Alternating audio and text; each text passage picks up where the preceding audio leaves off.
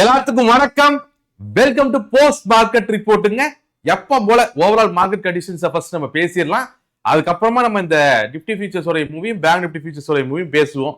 First of all overall market கண்டிஷன்ஸை பொறுத்த வரைக்கும் உங்களுக்கே ஓரளவுக்கு நல்லா டீட்டெயில் தெரிஞ்சிருக்கும். அண்ணன் ட்ரம்ப் எப்பவும் போல இந்த ஜியோ பொலிட்டிக்கல் டென்ஷன் அதிகப்படுத்தி இருக்காரு. சப்ளை செயினை கண்டபடி குதறி போட்டிருக்காரு. ஸோ இன்னைக்கு இம்ப்ரூவ்மெண்ட் என்ன பண்ணியிருக்காரு அப்படின்னு சொன்னா, இந்த பிரெஞ்சோடைய ஒயினுக்கு வந்து ஒரு 200% டேரிஃப் போட்டிருக்காரு. ஆக்சுவலா இன்னைக்கு இந்த தேதியில வந்து இந்த வேர்ல்டு எக்கானமி ஃபோரம் அப்படிங்கிறது சுவிட்சர்லாந்து நடந்துட்டு இருக்கு. அது வருஷம் நடக்கும். ஜனவரி மாசத்துல ஒரு 4-5 நாள் இந்த வேர்ல்டு எக்கானமி ஃபோரம் அப்படிங்கிறது நடக்கும். ஸோ நாட்டு தலைவர்கள்லாம் அங்க வந்து பொருளாதாரம், கிளைமேட் சேஞ்ச் இந்த மாதிரியான விஷயங்கள்லாம் பேசுவாங்க. இன்னைக்கு அந்த ஈவெண்ட்ல தான் ட்ரம்ப் என்ன அனௌன்ஸ் பண்ணியிருக்காருன்னா, உலகத்துல வந்து ஒரு நாடு அமைதியை கொண்டு வர முடியும்னா அது நாங்க தான். அந்த அமைதியை கொண்டு வரக்கூடிய அந்த செயல்பாட்டுல பிரெஞ்சு இணைச்சுக்கிறதுக்காகத்தான் அவங்க மேல 200% டேரிஃப் போட்டிருக்கோம். அதாவது டேரிஃப் வந்து ஒட்டுமொத்த எல்லா குட்ஸ்க்கும் போடல. அமெரிக்கர்கள் பெரும்பாலும் பிரெஞ்சோட ஒயின் தான் அதிகமா விரும்பி குடிப்பாங்க. ஸோ பிரெஞ்சு தான் அதிகமான ஒயின் எக்ஸ்போர்ட்டரும் கூட அமெரிக்காவுக்கு.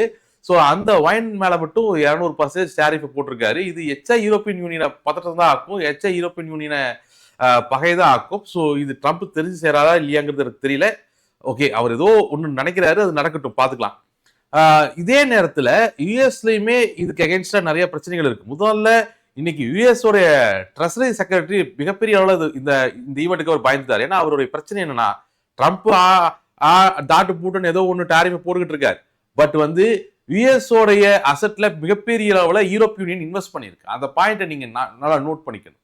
ஏன்னா யுஎஸ் உடைய இன்வெஸ்ட்மெண்ட், யுஎஸ்ல இருக்கக்கூடிய இன்வெஸ்ட்மெண்ட்ஸ் அப்படிங்கிறது பெருமளவுல யூரோப்பியன் நேஷன்ஸ்ல இருந்து வந்த இன்வெஸ்ட்மெண்ட்ஸ் தான்.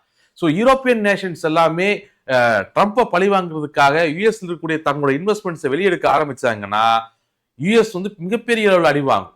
ஸோ இன்னைக்கு யுஎஸோட ட்ரெஷரி செக்ரட்டரி என்ன பேசியிருக்காருன்னா, இது கிரீன்லாண்ட் இஷ்யூ பொறுத்த வரைக்கும் தலைவர்கள் பேசி அதை சரி பண்ணிடுவாங்க. இதுக்காக யூரோப் யூனியன் இருக்கக்கூடிய நாடுகள்லாம் அவங்களுடைய இன்வெஸ்ட்மெண்ட்ஸ் வந்து எடுக்க மாட்டாங்க. அதனால பாண்ட் மார்க்கெட் பேனிக் ஆக வேண்டிய தேவையில்லை அப்படின்னு இவர் பேனிக் ஆகி ரொம்ப நேரம் பேசிட்டு இருந்தார் இன்னைக்கு. ஸோ இது வந்து ஒரு சிக்கலான விஷயத்தை நோக்கி நகர்ந்திருக்கு. பட் இந்த விஷயத்தை பொறுத்த வரைக்கும் நம்ம ஓரளவுக்கு சமாதானம் ஆகலாம். ஏன்னா இந்தியாவை பொறுத்த வரைக்கும், ஏன்னா ரெண்டு முக்கியமான பிரச்சனைகளை பார்க்கலாம். ஒன்று என்னன்னா, 26ஆம் தேதி நம்மளோட ரிபப்ளிக் டே இருக்கு. ஸோ ரிபப்ளிக் டேக்கு யூரோப்பியன் யூனியனை தான் நம்ம சீஃப் கெஸ்டா இன்வைட் பண்ணியிருக்கோம். 27ஆம் தேதி ஜனவரி 27ஆம் தேதி ட்ரேட் டாக் இருக்கு. யூரோப்பியன் யூனியன் கூட ட்ரேட் டாக் இருக்கு. நம்மளுடைய ஃப்ரீ ட்ரேட் அக்ரிமெண்ட் ஃபைனலைஸ் ஆகுது அன்னைக்கு சைன் ஆகும் அப்படிங்கிற எதிர்பார்ப்பு இருக்கு. ஸோ யூரோப்பியன் யூனியன் வந்து இந்தியா கூட மிக நெருக்கமா இந்த ஈவெண்ட்டுக்கு அப்புறம் மூவ் ஆகும். ரிபப்ளிக் டேக்கு சீஃப் கெஸ்டும் யூரோப்பியன் யூனியனோட அபிஷியல்ஸ் தான். 27ஆம் தேதி யூரோப்பியன் யூனியன் கூட நம்ம ஃப்ரீ ட்ரேட் அக்ரிமெண்ட் சைன் பண்றோம். ஸோ மீன்வைல் வந்து யூரோப் வந்து யூஎஸ்ல இருந்து தன்னோட இன்வெஸ்ட்மெண்ட்ஸ்களை வெளியெடுத்தாங்களா இந்த பிரச்சனையில, அந்த இன்வெஸ்ட்மெண்ட்ஸ் வந்து சைனாவை நோக்கி போறதுக்கான வாய்ப்புகள் ரொம்ப கம்மி, இந்தியாவை நோக்கி வரக்கான வாய்ப்புகள் தான் ரொம்ப அதிகம். ஸோ இந்த டைம்ல நம்ம அதுவும் ரிபப்ளிக் டே இன்வைட் பண்ணி நம்ம எஃப்டிஏ அந்த ஃப்ரீ ட்ரேட் அக்ரிமெண்ட் சைன் பண்றது வந்து இந்தியாவுக்கு ஒரு பாசிட்டிவான விஷயமா தான் பார்க்கப்படுது. இன்னொரு பக்கம் என்னன்னா, இந்த சப்ளை செயின் வந்து ட்ரம்ப் போதுமான அளவு ஆல்ரெடி டேமேஜ் பண்ணியிருக்காரு. தொடர்ந்து டேமேஜ் பண்ணிட்டு இருக்கிறதுனால சில நேரங்கள்ல வர்த்தகங்கள் வந்து மிகப்பெரிய அளவுல பாதிப்பு ஏற்படுத்தும். அதோட இம்பாக்ட் தான் நம்ம மார்க்கெட்ல இன்னைக்கு பார்த்துட்டு இருக்கோம். இன்னைக்கு தொடர்ந்து ட்ரம்ப் பிரசிடென்ட் ஆனதுல இருந்தே நம்ம பார்த்துக்கிட்டு இருக்கோம். மார்க்கெட்டை பொறுத்த வரைக்குமே ஒரு சுமூகமான சூழ்நிலை தான் வேணும். மார்க்கெட்டுக்கு எப்பவுமே இந்த கசகசான்னு இருக்கிறது பிடிக்காது. மார்க்கெட்டு எப்பவுமே ஒரு அமைதியான பொருளாதார சூழ்நிலை எதிர்பார்க்கும். அந்த அமைதியான பொருளாதார சூழ்நிலையை ட்ரம்ப் ப்ரொவைட் பண்ணவே மாட்டேங்கிறார். ஏதாவது ஒன்று முடியும் பொழுது அடுத்து அவருக்கு பேசாம ஒரு நோபல் பிரைஸை கொடுத்தா அந்த பிரச்சனை முடிஞ்சிருமோ அப்படின்னு தான் எனக்கு தோணுது. அதைத்தான் வெனிஸ்லாவோட எதிர்கட்சி தலைவர் ஒன்று பண்ணார். அவரு ஆர்டிபிஷியல் நோபல் பிரைஸை கொடுத்து கொஞ்சம் சமாதானப்படுத்தினா 2 நாளா வெனிஸ்லா யுஎஸோட ஹெட்லைன்ஸ்ல வராம இருக்கு. அடுத்தது ஈரானுக்கு வந்தாரு. ஈரானை பொறுத்த வரைக்குமே ஈரான் இஷ்யூல ரொம்ப தீவிரமா உள்ள போவார்னு எதிர்பார்க்கப்பட்ட சூழ்நிலையில யூரோப்பியன் யூனியனை பல பேசண்ட்டை டிஸ்மிஸ் பண்ணிட்டு யூரோப்பியன் யூனியன் அட்மிட் பண்ணியிருக்காரு. பட் யூரோப்பியன் யூனியனை கையாளுறது அப்படிங்கிறது ட்ரம்ப்புக்கு அவ்வளவு சுலபமான விஷயம் கிடையாது. ஏன்னா கிரீன்லாண்ட் இஷ்யூவை வந்த உடனேயே ஆல்ரெடி டென்மார்க்கு மிகப்பெரிய ஆர்மியை கிரீன்லாண்டுக்கு அனுப்பிச்சிருக்கு. இது போக யூரோப்பியன் யூனியன் வந்து ட்ரம்ப்புக்கு அகேன்ஸ்டா ஸ்டேட்மெண்ட் கொடுத்தது மட்டும் இல்லாம அவங்களுடைய நேட்டோ படைகளை கிரீன்லாண்டுக்கு அனுப்பிச்சிருக்காங்க.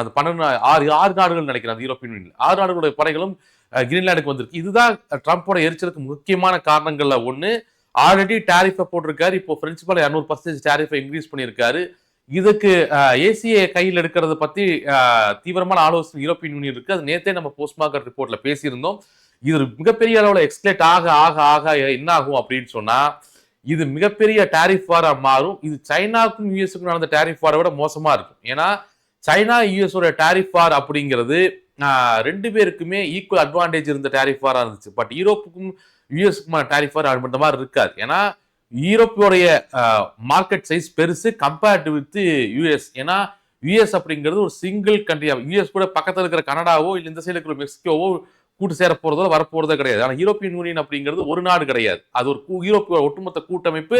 அதில் இருக்கக்கூடிய எல்லா நாடுகளுமே வலுவான பொருளாதாரம் கொண்ட நாடுகள். அவங்களோட இன்வெஸ்ட்மெண்ட்ஸை யூஎஸ் உடைய பாண்ட் மார்க்கெட்டுகள் இருந்து வெளியெடுத்தாலே யூஎஸ் மார்க்கெட் மிகப்பெரிய அளவில் கொலாப்ஸ் ஆகிறதுக்கான வாய்ப்புகள் இருக்கும். ஸோ ட்ரம்ப் இது ரொம்ப கேர்ஃபுல்லா கையாள வேண்டிய ஒரு விஷயம். பட் அவர் ஒரு இதைத்தான் இன்னைக்கு யூஎஸோட ட்ரெஸரி செக்ரட்டரி அவருடைய ஸ்பீச்ல நம்ம பார்த்தோம். அந்த பதட்டமும் பயமும் தான். அவர் பேசுனதே என்னதுன்னா இந்த பிரச்சனைக்காக எடுக்க மாட்டாங்க, தலைவர்கள் பேசி சரி பண்ணிக்குவாங்க அப்படிங்கிற எங்களை தான் அவரோட பேச்சும் இருந்துச்சு.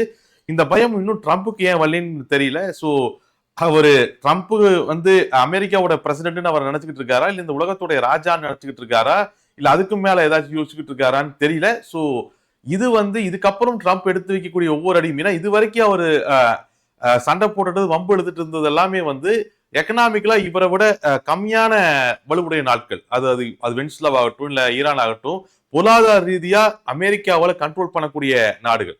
அதே மாதிரி அவரு சைனா கூட வம்புழுக்கும் பொழுதுமே, ட்ரம்ப் சைனா கூட வம்புழுக்கும் பொழுதுமே யூரோப்பியன் யூனியன் வந்து அமெரிக்கா கூட இருந்ததுனாலதான் அது ஒரு பெரிய பலமா அமெரிக்காவுக்கு பார்க்கப்பட்டது. பட் இப்ப அமெரிக்க யூரோப்பிய யூனியன் கூட வம்புழுக்கும் பொழுது ஆட்டோமேட்டிக்கா சைனாவாகட்டும் ஈவன் இந்தியாவாகட்டுமே யூரோப்பியன் யூனியனுடைய மார்க்கெட்டை தான் நம்ம பெருமையா விரும்புவோம். ஏன்னா அமெரிக்காங்கிறது ஒரு நாடு, யூரோப்பியன் யூனியனுங்கிறது ஒரு நாடு கிடையாது. ஸோ ட்ரம்போட எடுத்த அடுத்தடுத்த நடவடிக்கைகள் வந்து பெரிய அளவில் எக்ஸ்கலேட் ஆகும் பொழுது மிகப்பெரிய பொருளாதார குழப்பத்தையும் இல்லை இது யுஎஸ்டைய மிகப்பெரிய சரிவை நோக்கி கூட எடுத்துட்டு போயிடலாம். பட் இன்னத்த தேதியில இந்த இஷ்யூ முடியாம மார்க்கெட் ரெக்கவர் ஆகிறது அப்படிங்கிறது மிகப்பெரிய சந்தேகம் தான். இது யுஎஸ் மார்க்கெட்லயும் யூரோப்பியன் மார்க்கெட்லயும் மிகப்பெரிய அளவில் பிரதிபலிக்கும். இந்தியன் மார்க்கெட்ஸை பொறுத்த வரைக்குமே இந்தியன் மார்க்கெட்ஸோட மிகப்பெரிய பிரச்சனையே எது இருக்குன்னா இந்த ருப்பி வேல்யூ தான், யூஎஸ் டாலர். ஏன்னா இன்னுமே யூஎஸோட மிகப்பெரிய அட்வான்டேஜ் அப்படிங்கிறது உலக அளவில் நடக்கக்கூடிய வர்த்தகங்கள் பெரும்பாலும் யூஎஸ்டியில் நடக்கிறது தான். நம்மளுமே அதைத்தான் பயன்படுத்திக்கிட்டு இருக்கிறோம். ஸோ யூஎஸ்டிக்கு எதிரான இந்திய ரூபாய் ரொம்ப வீக் ஆகிட்டு இருக்கிறது அப்படிங்கிறது இன்னைக்கு ஒரு கட்டத்தில் 91க்கு மேல ரொம்ப நேரம் நின்றுட்டு இருந்ததை பார்த்தோம். நின்றுட்டு இருக்கிறது அப்படிங்கிறது மிகப்பெரிய டிஸ்அட்வான்டேஜ் நம்மளுக்கு. பட் அதனாலதான் எஃப்ஐஎஸும் வெளியே போயிட்டு இருக்காங்க. பட் இந்த எஃப்டிஏ சைன் ஆச்சு அப்படின்னு சொன்னா, ஏன்னா சைனா அதை செஞ்சு காட்டினாங்க. நம்ம 3 நாளைக்கு முன்னாடி சைனாவோட ஜிடிபி பத்தி பேசும்பொழுதும் அதோட ட்ரேட் டீல் பத்தி பேசும்பொழுதும் சைனாவோடைய அந்த ட்ரேட் சர்ப்ளஸ் வந்து பில்லியன்ஸை தாண்டினதை நம்ம பேசிக்கிட்டு இருந்தோம். ஸோ இந்தியாவுமே அவங்களுடைய மார்க்கெட்டை யூரோப்பு நோக்கி ஷிஃப்ட் பண்ணாங்கன்னா, இந்த ஃப்ரீ ட்ரேட் அக்ரிமெண்ட்டுக்கு அப்புறம் யூஎஸ்ல இருந்து ஷிஃப்ட் பண்ணாங்க அப்படின்னு சொன்னா யூஎஸோடைய தேவை அப்படிங்கிறது இந்தியாவுக்கு கம்மியாகும் பொழுது யுஎஸ் இன்னுமே பலவீனமாக ஆரம்பிக்கும். ஸோ இதெல்லாமே இப்ப இருக்கக்கூடிய சிக்கல்கள். பட் இன்னத்த தேதியில இது எல்லாமே நெகட்டிவான விஷயங்கள் தான். இந்தியாவுக்கு ரிப்பப்ளிக் டே 27th எஃப்டிஏ சைன் ஆச்சுன்னா, யூரோப்பியன் யூனியன் கூட சைன் ஆச்சுன்னா அது இந்தியாவுக்கு ஒரு பாசிட்டிவான நியூஸா பார்க்கப்படும். மற்றபடி இந்தியாவில் இப்போ Q3 ரிசல்ட்ஸ் போயிட்டு இருக்கு, எல்லா பக்கமும் Q3 ரிசல்ட்ஸ் போயிட்டு இருக்கு. நாளைக்கு டாக்டர் ரெட்டி மாதிரியான முக்கியமான ரிசல்ட்டுகள் வருது. இது மேற்கொண்டு மார்க்கெட்டை ஃபர்தரா கைட் பண்றதுக்கான சினாரியோக்களை கிரியேட் பண்ணும். மேக்ரோ எக்கனாமிக்ஸ் அப்படிங்கிறது நெகட்டிவ் ஸ்டேட்டஸ்ல தான் இருக்கு. ஓகே, மேக்ரோ எக்கனாமிக்ஸ் நெகட்டிவ் ஸ்டேட்டஸ்ல தான் இருக்கு. இதுல பலனடையக்கூடியது வந்து மெட்டல்ஸ் மட்டும்தான், கோல்டு சில்வர் எல்லாம். பட் அதுவுமே ரொம்ப ஹை பிரைஸஸ்ல இருக்கு. நான் நேற்று அதை டிஸ்கஸ் பண்ணியிருந்தோம். இந்த ஜியோ பொலிட்டிக்கல் டென்ஷன் தொடர்ந்து நீடிக்கிற வரைக்கும் இந்த கோல்டு சில்வர் எல்லாம் ஏறிக்கிட்டே தான் இருக்கும், அதுல குழப்பம் கிடையாது. ஆனா அது ரொம்ப ஹை பிரைஸ். ஓகே, ரொம்ப ஹை பிரைஸ் ஆக்சுவலா. இந்த ஜியோ பொலிட்டிக்கல் டென்ஷன் எப்போ சரியாகுதோ அப்போ அதுல கரெக்ஷன் ஏற்படக்கான வாய்ப்புகள் இருக்கும். ஸோ அது இன்வெஸ்ட் பண்ணிட்டு ஜாலியாக உட்காராதீங்க, கொஞ்சம் கொஞ்சமா இன்வெஸ்ட் பண்ணுங்க, இல்லை கொஞ்சம் கொஞ்சமா அப்பப்போ ப்ராஃபிட்ஸை வெளியிடுங்க. அப்போ டிப் ஆகும்போது கூட நம்ம என்ட்ரி ஆகிக்கலாம். ஓகே, லாங் டைம்ல பிரச்சனை கிடையாது. ஷார்ட் டைம்ல இருக்கிற பணத்தை எல்லாம் கோல்டு சில்வரும் ஏறுதுன்னு இருக்கிற பணத்தை எல்லாம் சுருட்டி அதுல அமுக்கி வச்சிருந்தீங்க அப்படின்னு சொன்னா கொஞ்சம் கேர்ஃபுல்லா ட்ரேட் பண்ணுங்க.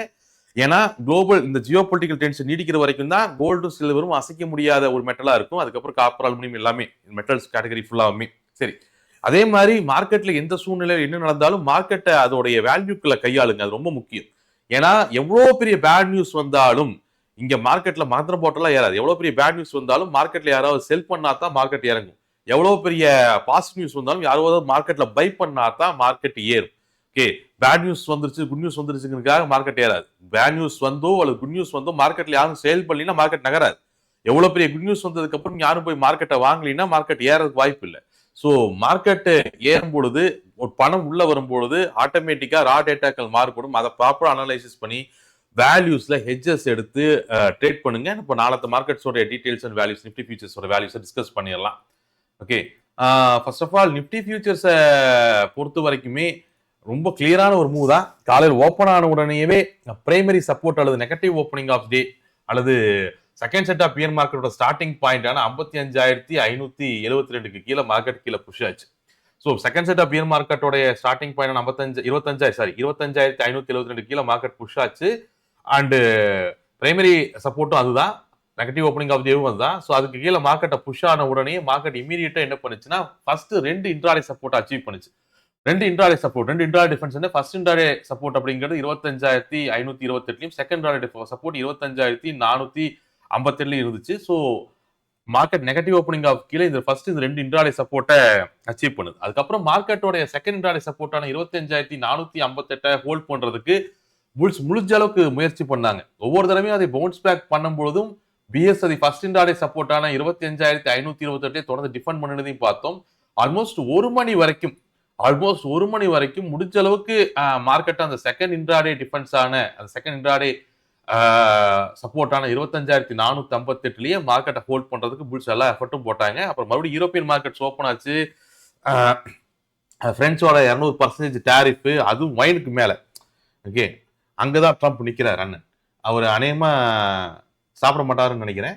ஓகே, ஸோ இது வந்து யூஎஸ் மக்களுக்கே பெரிய அளவில் கொந்தளிப்பு. நீங்க காலையில இருந்து நிறைய சோசியல் மீடியா பார்த்துருந்தீங்கன்னா வேற ஐட்டமே கிடைக்கலையா அப்படிங்கிற அளவுக்கு யூஎஸ்லயே நிறைய விமர்சனங்கள் வந்துச்சு இந்த வைன் மேல டாரிஃப் போட்டது அப்படிங்கிறது.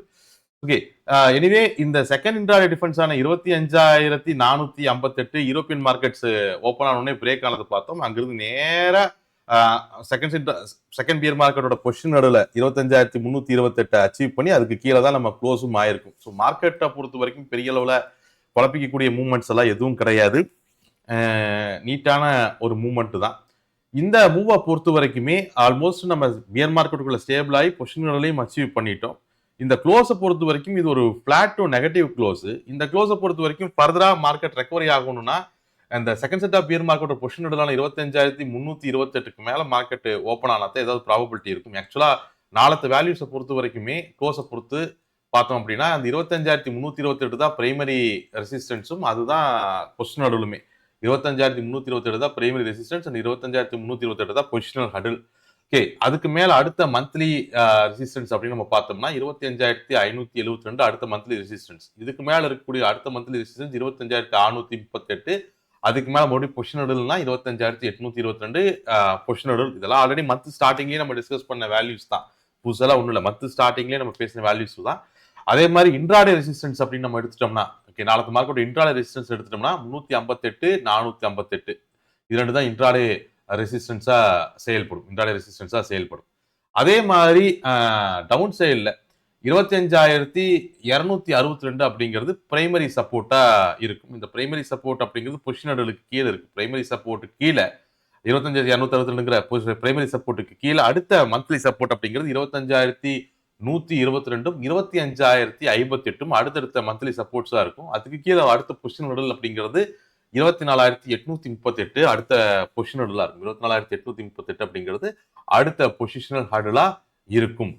அதே மாதிரி இன்ட்ராடே சப்போர்ட்ஸ் அப்படிங்கிறது 25,232, 25,162 இன்ட்ராடே சப்போர்ட்ஸா இருக்கும். இது நிப்டி ஃபியூச்சர்ஸினுடைய வேல்யூ. ஓரளவுக்கு இன்னைக்கு நடந்த மூவ்மெண்ட் அண்டர்ஸ்டாண்ட் ஆயிருக்கும்னு நினைக்கிறேன். நம்ம எப்போதும் சொல்ற மாதிரி தான் மார்க்கெட்ஸ் அதோட வேல்யூக்குள்ள டாட்ல மூவ் ஆயிட்டு இருக்கிறத பார்த்துருப்பீங்க. ஓரளவுக்கு எப்பவுமே ஹெட்ஜஸ் எடுத்து மூவ் பண்ணுங்க. மார்க்கெட்டை கையாள கத்துக்குங்க. மார்க்கெட்டை நாளைக்கு என்ன நடக்குங்கிறத யூகிக்கிறத காட்டிலும் மார்க்கெட் என்ன நடந்தாலும் கையாள கத்துக்கிறது ரொம்ப முக்கியம். அதை ஞாபகம் வச்சுக்கோங்க. ஓகே, ஓப்பன் இன்ட்ரெஸ்டையும் ஒரு ரெட்டு நம்ம பார்த்துடலாம். ஓப்பன் இன்ட்ரெஸ்ட்டை பொறுத்த வரைக்குமே பெரிய காம்ப்ளிகேட்டடாலாம் ஒன்றும் இல்லை. எப்பவும் போல பியர்ஸ் வந்து பெரிய அளவில் இன்னைக்கு டிஃபென்ஸ் பொசிஷனை கிரியேட் பண்ணி எக்ஸ்பீரியை சிறப்பாக முடிச்சிருக்காங்க. நாளത്തെ எக்ஸ்பிரி பொறுத்த வரைக்கும் ஃபர்ஸ்ட் டே ஆஃப் எக்ஸ்பிரி பொறுத்த வரைக்கும் பியர்ஸோட பொசிஷன் வந்து ஓரளவுக்கு ஸ்டேபிளாக தான் இருக்கு. டிஃபென்ஸ் பொசிஷன் பெரிய அளவில் ஸ்ட்ராங்காக தான் இருக்கு. அது எந்த விதமான குழப்பமும் இல்லை. கொஞ்சம் டீட்டெயிலாக நம்ம உள்ள போய் பார்த்தோம் அப்படின்னு சொன்னோம்னா இவங்களோட பொசிஷனிங் சைஸ் வந்து இங்க வரைக்கும் இருக்குன்னா 25,200 வரைக்கும் இருக்கு.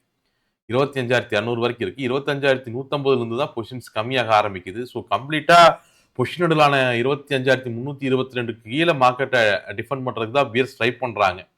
அண்ட் அவங்களோட அட்டாக்கிங் பொசிஷன்ஸுமே ரேண்டமா இன்க்ரீஸ் பண்ணியிருக்காங்க, கம்மி பண்ணல. ஓகே, பியர்ஸோட பொசிஷன் சாட்டிஸ்ஃபைடா இருக்கு. ஒரு பக்கம் டிஃபென்ஸ் பொசிஷன் வந்து பெரிய அளவில் இன்க்ரீஸ் பண்ணப்பட்டிருக்கு. அதே நேரத்தில் அட்டாக் பொசிஷன்ஸுமே லைட்டா தூவி விட்டுருக்காங்க. பெரிய அளவில் இன்க்ரீஸ் பண்ணாத டீம் தூவி விட்டுருக்காங்கன்னு நம்ம சொல்லலாம். பொசிஷனர்களுக்கு மேல மார்க்கெட் போகாம டிஃபெண்ட் பண்றதுக்கான டிஃபென்ஸ் பொசிஷன் ரொம்பவே ஸ்ட்ராங்கா இருக்கு பிஎஸ் பொறுத்த வரைக்குமே. நீங்க பாத்தீங்கன்னாலே தெரியும். ஆக்சுவலா பொசிஷனர்கள் வந்து 25,328 ரேஞ்சுகள். அது வரைக்கும் அந்த 300 ரேஞ்ச் வரைக்கும் பாருங்க. 328 பொசிஷனர்கள் 300 வரைக்குமே அவங்களோட பொசிஷன்ஸ் வந்து ரொம்ப ஸ்ட்ராங்கா இருக்கு. அதுக்கப்புறம் தான் அவன் சிங்கிள் டிஜிட்டுக்கே போறான். அவன் போறான். புல்ஸை பொறுத்த வரைக்குமே பெரிய அளவுக்கு பொசிஷன்ஸ் எல்லாம் இல்லை. பட் டிஃபென்ஸ் பொசிஷனை கவர் பண்ணல. அட்டாக்கிங் பொசிஷன் சுத்தமா கிடையாது. டிஃபென்ஸ் பொசிஷன் கொஞ்சம் கவர் பண்ணாம மெயின்டைன் பண்ணிட்டு இருக்காங்க. ஓகே, இப்போதைக்கு புல்ஸ்க்கு இருக்கக்கூடிய ஹோப் எல்லாம் நாளைக்கு மார்க்கெட் வந்து பிரைமரி ரெசிஸ்டன்ஸுக்கு மேல ஓப்பன் ஆனா ஒரு லைட்டா ஹோப் இருக்கும். 25,328 தான் பொசிஷனோடலும் கூட. ஸோ இப்போதைக்கு அட்டாக் பொசிஷன்ஸ் வந்து சுத்தமா இல்லை புல்ஸ் கிட்ட. பட் டிஃபென்ஸ் பொசிஷன் ஓரளவுக்கு நல்லா இருக்கு. பிஎஸ் கிட்ட டிஃபென்ஸ் பொசிஷன் ஒரு அட்டாக் பொசிஷன் ரெண்டுமே ஓரளவுக்கு இருக்கு. சரி, ஓப்பன் இன்ட்ரெஸ்ட் அப்படிங்கிறது நம்ம ஆல்ரெடி சொல்ற மாதிரி அது டெண்டன்ட் டு சேஞ்ச். இப்போ இருக்கக்கூடிய ஒரு ட்ரேடருடைய மனநிலையை தான் அந்த ஓப்பன் இன்ட்ரெஸ்ட் நம்மளுக்கு காமிக்கும்.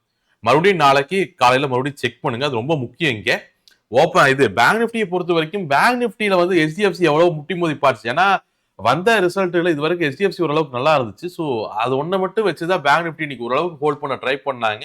அதை தவிர எந்த ஒரு பேங்கிங் ஸ்டாக்ஸும் பெருசா ஒண்ணுமே பர்ஃபார்ம் பண்ண முடியல. HDFC தான் ஓரளவுக்கு தளரி மார்க்கெட்டை பேங்க் நிஃப்டியை ஹோல்ட் பண்ண முயற்சி பண்ணிட்டு இருந்துச்சு. அண்ட் ஆப்வியஸ்லி பேங்க் நிஃப்டியை பொறுத்த வரைக்கும் அது 59,858 சொல்லக்கூடிய காலையில் ஆக்சுவலா ஓப்பன் ஆகும் பொழுது அந்த பாசிட்டிவ் ஓப்பனிங் ஆஃப் டே பக்கத்திலே தான் ஓப்பன் ஆச்சு. 59,940 ரேஞ்சுக்குள்ள தான் ஓப்பன் ஆச்சு. ஓப்பன் ஆன உடனே பிஎஸ் மார்க்கெட் டிஃபெண்ட் பண்ணி கீழே கொண்டு வந்துட்டாங்க. கீழே வந்த மார்க்கெட் ஒரு கட்டத்தில் பவுன்ஸ் பேக் ஆக முயற்சி பண்ணிச்சு HDFC ஸ்டாக்கோட சப்போர்ட்ல. பட் அது பவுன்ஸ் பேக் ஆன மார்க்கெட்டை பிஎஸ்சிங்கோட ஸ்டார்டிங் பாயிண்டான 59,858ல வெல் டிஃபைன்ட் டிஃபென்ஸ் அது கரெக்டா அங்கேயே டிஃபெண்ட் பண்ணி அதுக்கு கீழே மறுபடியும் பழைய பிஎஸ்சிங்குள்ளேயே கொண்டு வந்து பொறுமையா பேங்க் நிஃப்டியை முடிச்சிருக்காங்க. நம்ம இப்போ பேங்க் நிஃப்டி மறுபடியும் பழைய பிஎஸ்சிங்குள்ள என்டர் ஆகி பழைய பிஎஸ்சிங்குள்ள க்ளோஸ் ஆயிருக்கு. க்ளோஸை பொறுத்த வரைக்கும் இதுவுமே ஒரு ஃபிளாட் டு நெகட்டிவ் க்ளோஸ் தான். இந்த க்ளோஸை பொறுத்த வரைக்கும் நாளத்த மார்க்கெட்டினுடைய பிரைமரி சப்போர்ட் அப்படின்னா 59,458. அது கீழே இருக்கக்கூடிய அடுத்தடுத்த மந்த்லி சப்போர்ட்ஸ் நம்ம பார்த்தோம்னா 59,228, 58,778, 58,132. இதுக்கு மேல பிரைமரி ரெசிஸ்டன்ஸ் அப்படின்னா 59,528 பிரைமரி ரெசிஸ்டன்ஸ். இதுக்கு மேல இருக்கக்கூடிய மந்த்லி ரெசிஸ்டன்ஸ் பாத்தீங்கன்னா 59,858, 60,132, 60,778. இதெல்லாமே அடுத்தடுத்த மந்த்லி ரெசிஸ்டன்ஸா மார்க்கெட்ல இருக்கு. ஓப்பன் இன்ட்ரெஸ்டையும் ஒரு 8 நம்ம பேசியிருப்போம். ஓப்பன் இன்ட்ரெஸ்ட்டை பொறுத்த வரைக்கும் இங்கே ஒன்றும் இல்லை.